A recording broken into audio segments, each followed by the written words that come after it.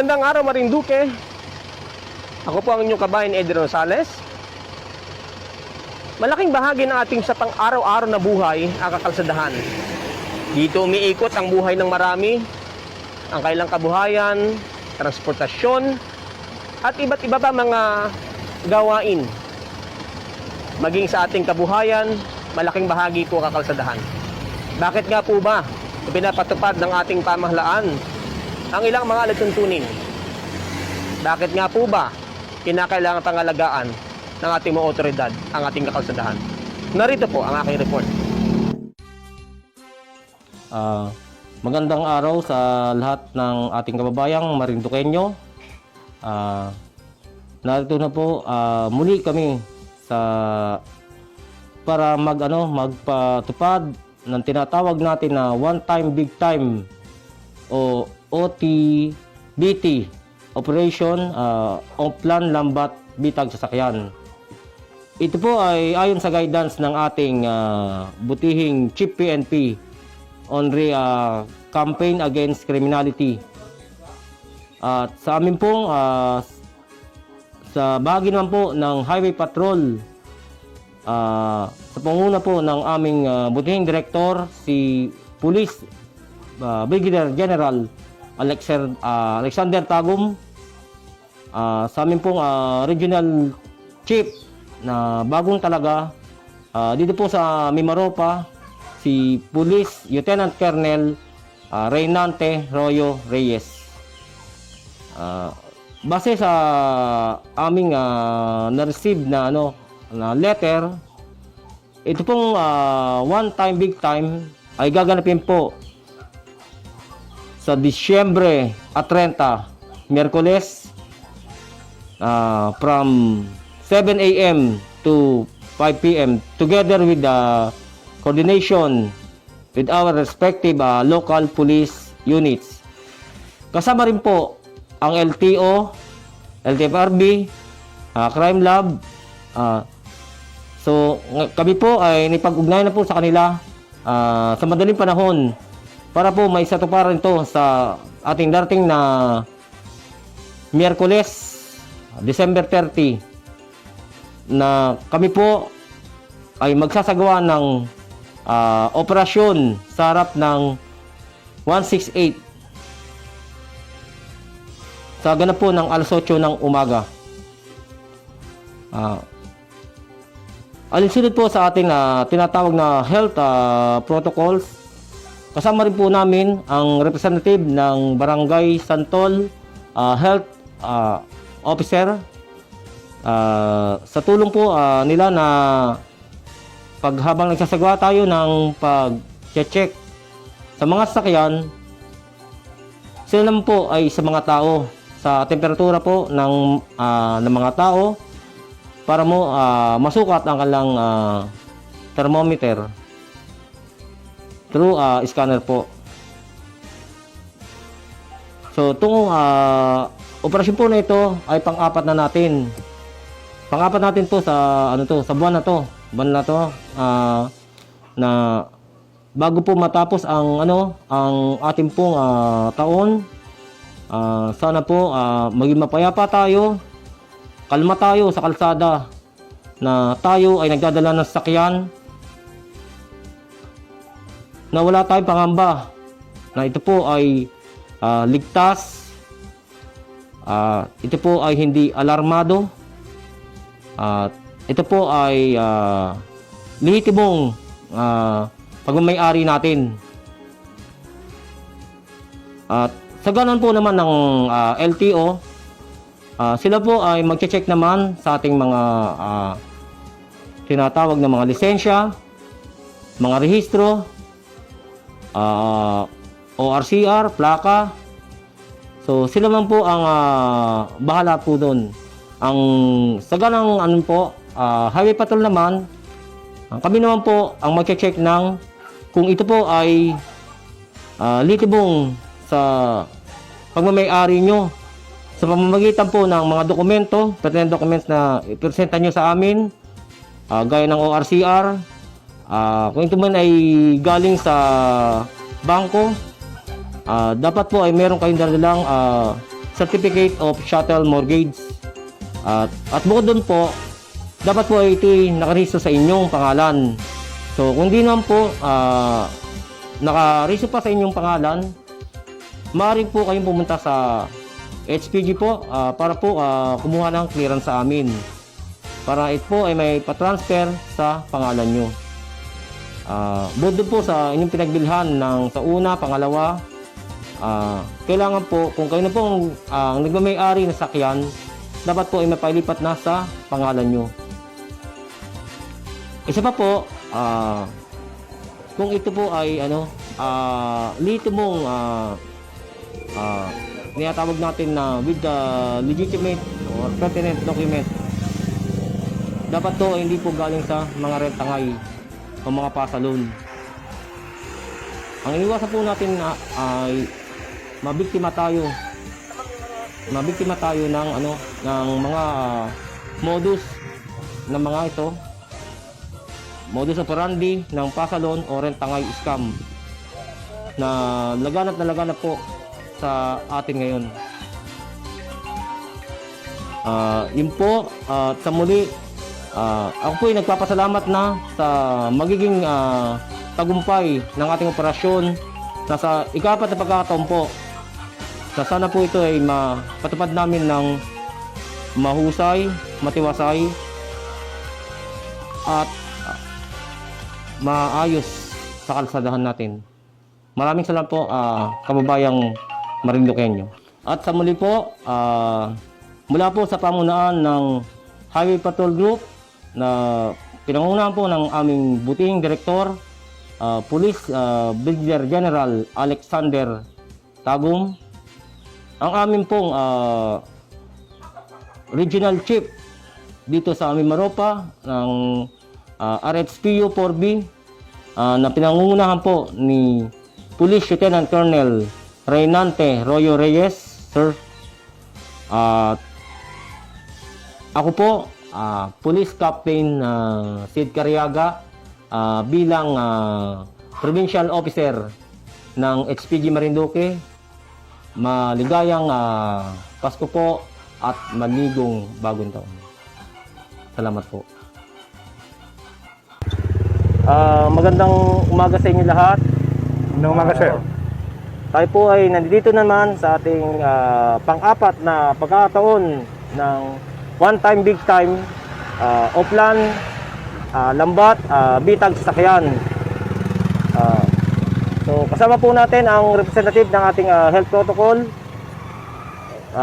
ang ating pong si Sir George Calayo at ang Buwak MPS na kinabibilangan po nila Teniente Constantino, Teniente Lakdaw, and the rest ng PNCO ng Buwak MPS. At sa mga tao ni Sir George Calayo ng LTO, Chief ng Regional Mimaropa Office. So, ito po sa pagkataon ngayon, nandito naman tayo sa kalsada. Kailangan lang po natin ng konting pag-iingat, lalo na po ngayon na tayo po may pandemya na medyo lumubo na naman sa ating pagsita. Kailangan po magalang tayo with respeto sa ating uniforme. At isa po sa pangalawa po na dapat po natin gawin, tingnan po natin maigi ang mga dokumento ng sasakyan o RCR, lisensya, rehistro, plaka, four wheels van o pang publikong sasakyan, private o at saka pampublikong sasakyan. Lahat po ay paparahin natin, at kung ano po ang violation makikita natin sa mga sasakyan ay dapat po natin tikitan. So ayun lang po, ingat po tayo at sana isulubungin natin ng masaya ang ating bagong taon. Kasama natin ang motorista dito sa kalsada sa Marinduque.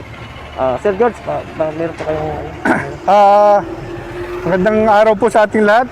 Muli po kami ay nagpapasalamat sa lahat ng bumubuo nitong gawain ito. Kasi isa naman po ang purpose natin. Una is magkameron ng kaayusan sa ating kalsada. Ano? We should have a duly licensed driver, registered vehicle, and of course, ito pong pandemya ang ating iniiwasan. Sa pangalan po ng LTO, ng aming Direktor Hilarion Ulep, kami po ay nakikiusap sa lahat ng ating mga driver na sundin natin yung mga itinalagang alituntunin, ano? Yung social distancing, yung pagkuha ng temperature ng mga pasahero natin, wearing of mask and yung shield, and of course yung gloves, ano po, para actually it's not only for your protection, para yan po yan sa protection nating lahat. Ito pong bagay na ito, hindi namin magawa ng kami lang. Kami po ay nakikiusap sa inyo na sana itulungan nyo kami na maipatupad itong mga batas na ito at sundin itong mga batas na ito dahil ito po ay malaking bagay para masawata or mabawasan natin yung pagkalat ng pandemya. Muli po ay nagpapasalamat kami and again, nagsusumamo sa lahat ng mga gumagamit ng ating kakalsadahan, mga drivers na sundin natin kung ano yung sinasabi sa Memorandum Circular 2020-2185 na kung saan yung po yung sinusunod natin for maprotektahan natin yung pagkalat nitong pandemyang ito. Muli po maraming salamat. Sir? Buwak MPS po, Buwak MPS natin. Ako nga po muli si Police Lieutenant Ban Constantino ng Buwak NPS. Sa ngalan po ng aming officer in charge, Police Major Quintana, kami po ay nagpapasalamat sa team ng LTO at sa kay Sir Cariagat. Kami po ay napasama dito sa operation na ito. Pang-apat na, sir? Pang-apat na po. So sa mga motorista po, ini-encourage ko po kayo, kapag dadaan po kayo ng checkpoint, kompleto po kayo ng mga dokumento. Kaya nga po checkpoint, ibig sabihin, ready to check. Kompleto kayo ng lisensya o RCR, ready to check. Ano po? Kaya po, paalala lang po sa inyo, maging maging health conscious po tayo, sumunod po tayo sa social health protocol. So, yun lang po. At advance, happy New Year po sa inyong lahat. Maraming salamat po. So sa muli po, ito, unang-una ho, ingat din po tayo. At saka po itong ating one time, big time, ito po ay sa kautusan po ng aming pinaka-pinuno ng Highway Patrol, si Director Police General Alexander Sagum. At sa amin pong Regional Chief, na newly designated Regional Chief ng RHPU-4B, si Police Lieutenant Colonel Reynante Royo Reyes. Siya po ang bagong namin ngayon, bagong chief namin, Regional Chief namin. Dito po sa aming Maropa, sa Highway Patrol. So sa muli po, ingat lang po tayo sa pagsita po, maging magalang, na may respeto sa ating uniforme. At bukod sa lahat po, kung meron po may violation, titikitan lang po natin sila. Dahil ito po sa pang-apat na pagkakataon na dapat to, alam na nila na pag may ganitong mga Okay. Magandang araw po sa ating lahat and of course, Merry Christmas and hopefully happy, prosperous and healthy New Year sa ating lahat. Kami po ay muli makikiusap sa inyong lahat na sana po tulungan nyo kami na gawing mas ligtas ang ating mga kalsada. Ano po? Paano po yan? Let us make sure na tayo bago mag-drive, we have the proper license. Ano? And speaking of license, gusto ko pong ibalita sa inyo na we already have one accredited driving school here in Marinduque. So you can enroll in that driving school. And at the same time, meron naman po ang LTO. We call it Driver Education Center na kung saan pwede po kayo mag-enroll din doon para sa requirements sa student permit. Gone with the days na we just secure license nang walang knowledge or information regarding traffic rules and regulations. Dapat po sundin natin yung batas na kung saan we have to secure a 15-hour theoretical driving course and after that, yung pong 8 hours na practical driving course. Yung pong bagay na yan is not just because gusto naming mahirapan ng taong bayan. Yan po is paraan natin para mabawasan yung mga aksidenteng mga nangyayari sa ating kakalsadahan.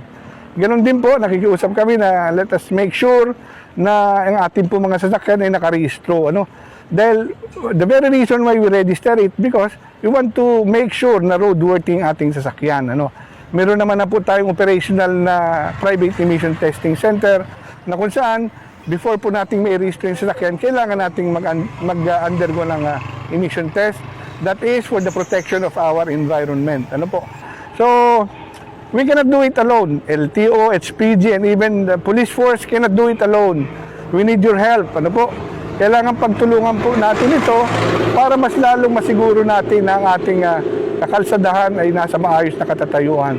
Maiwasan ang mga aksidente, maiwasan yung mga road rages, and at the same time, yung pong pag-iwas natin na yun sa mga aksidente will be a big help para sa ating ekonomiya. Mga bawasan yung mga nagkakasakit or nagkakameron ng disgrasya na kung saan, of course, it will entail cash, money para sa pagpagamot. Kung maiwasan po natin yung mga ganyang bagay, malaking bagay po maitulong yan para sa ating pang-araw-araw na kabuhayan. And ganoon din po, sana po iwasan na natin yung maling paraan na kung saan kumukuha ng lisensya kung saan. Meron po kami balita na kung saan meron daw mga nakukuhang fake license. Gusto ko mong ipaalala sa inyo, yung pong lisensyang nakuha ninyo sa maling paraan will also be your license in putting your lives and properties in danger. Baka po yung inyo pang mahal sa buhay ang unang madisgrasya kung magdadrive kayo ng having a fake or yung maling lisensya. So dapat po ubuha tayo ng lisensya sa tamang paraan. Again, i-rehistro ang ating mga sasakyan and magkameron po tayo ng tamang disiplina sa ating sarili. Dahil we can have our registered vehicle, we can have our license, a duly and authentic license, pero kung tayo po ay hindi naman or wala tayong disiplina sa ating sarili, ay mahihirapan po tayo or accidents will happen. And of course, to top it all, we can, again, ulitin ko, we can have a duly licensed vehicle, duly registered vehicle, a valid license. We practice discipline ourselves, but still we have to seek the guidance of the Lord para igabay tayo at makaiwas po tayong lahat sa aksidente. So again po, maraming salamat sa inyo, sir, and of course sa inyo pong BJ station, and gusto ko pong ipaabot sa inyo yung pagbati uli. Ako po si George Calayo, presently the Chief of Operations of LTO Regional Office Mimaropa. Nandito po kami ngayon to join with HPG doon sa kanila pong one-time, big-time activity. Actually, hindi lang naman po ngayon ito. We do it and we will do it regularly para mas lalo po nating masiguro ng ating kalsada o lahat ng mga nagdadrive o lahat ng sakyan ay nasa maayos na katatayuan. Again, sa pangalan po ng aming Director Hilarion Ulep, at lahat po ng bumubuo ng LTO Mimaropa Region, LTO Buwak District Office, muling po ay binabati namin kayo ng isang maligayang Pasko at masaganang bagong taon para sa ating lahat. Again, maraming salamat po and may God bless us always. Thank you. Magandang umaga po sa inyo lahat, sa libo-libong manonood ng Marinduque News. Ako nga po pala si Police Lieutenant Van Bas Constantino, ang Deputy COP po ng Buwak MPS. Nandito po kami ngayon sa ginagawa naming checkpoint. Pinapalaanan po namin kayo sa health protocol, sa mga sasakyan. Sana po tayo po ay may 1 meter distance. Lagi po tayo magsuot ng face mask at face shield. At paalala ko po sa inyo, wag po kayong magagalit sa mga traffic enforcer at mga kapulisan. Dahil sila po ang ating guardian angel sa lansangan. Dahil tayo po ay pinaproteksyonan sa ating mga sa lansangan, tayo po ay iniinaalalayan para po tayo maging ligtas sa ating pagbibiyahe. So sa inyo pong lahat, paalala po sa inyo, tayo po ay umiwas sa ating mga aberya. Magsuot po tayo ng face mask at face shield at lagi po tayo magdala ng lisensya. Sa mga kabataan dyan, paalala ko lang po sa inyo, tayo po ay mag-lisensya muna.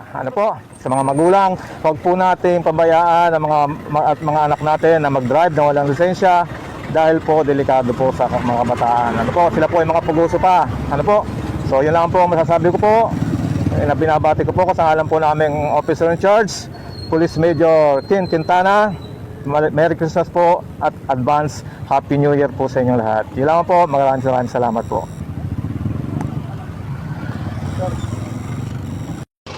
Nawa po maintindihan ng ating mga kababayan kung bakit ito sinasagawa ng ating pamahalaan. Nais po ng ating mga otoridad na tayo po ay proteksyonan laban sa masasamang loob o doon sa mga illegal na aktibidades na kadalasan ay sa kakalsadahan nagaganap. E sana po ay maintindihan ito ng ating mga kababayan at lagi tayong makiisa. Isipin natin na kapag tayo po tumutupad sa mga batas, ano man ang ating pong gagawin, saan man tayo patutungo, hindi po tayo magkakaroon ng anumang pangamba o agam-agam. Muli po sa pangalan ng Marinduque News Network, ni Santino Latorena sa ating technical side, ni Mark Ola sa ating production, at Mr. Romeo Matac Jr. sa ating Philippine Information Agency. Ako po, ang inyo pong kabayan Eddie Rosales, nagpapasalamat at buwabati ng ligayang Pasko at masaganang bagong taon. God bless, kabayan. Bye.